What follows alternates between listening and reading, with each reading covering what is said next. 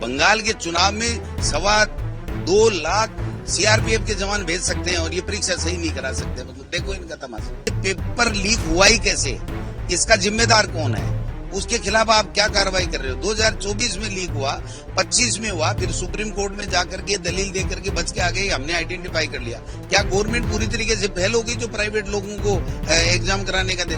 ये data collection का खेला है और पेपर लीक का खेला है।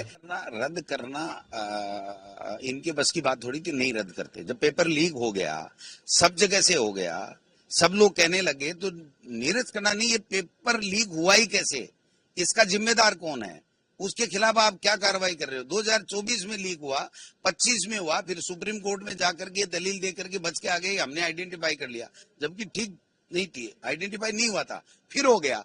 तो जो एजेंसी, प्राइवेट एजेंसी, एक सोसाइटी है, वो एनजीओ है, वो अगर 6 में से 4 पेपर लीक करा रहा है, आप उसको क्यों दे रहे हो इस तरीके से। क्या गवर्नमेंट पूरी तरीके से फेल होगी जो प्राइवेट लोगों को एग्जाम कराने का दे। ये डाटा कलेक्शन का खेला है और पेपर लीक का खेला है।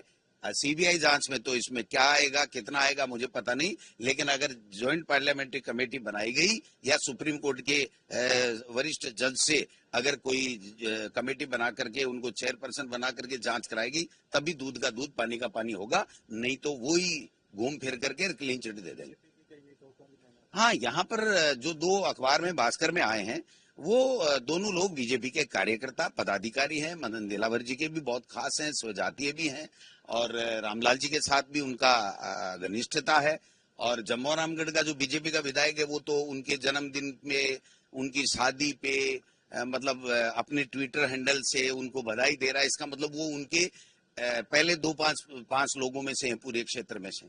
तो ऐसे लोग अगर बरसों से ये काम पेपर लीक सरगना के रूप में कर रहे हैं और ये इनसे जुड़े हुए हैं, और वो जो उससे अवैध धन कमाते हैं वो ये लोग वहां काम में लेते हैं, तो मैं समझता हूं कि निश्चित रूप से उनके खिलाफ तो सख्त से सख्त कार्रवाई करनी चाहिए। जबकि मदन राठौड़ जी तो कह रहे हैं कि धन्यवाद है एनटीए को कि उन्होंने दोबारा परीक्षा करा दी। तो इसमें कौन सी बड़ी बात होगी, कौन सी मेहरबानी की बात होगी। उनको ये कहना चाहिए कि इस संस्था को भंग करो, सरकार कराए अपने हाथ में लेकर के।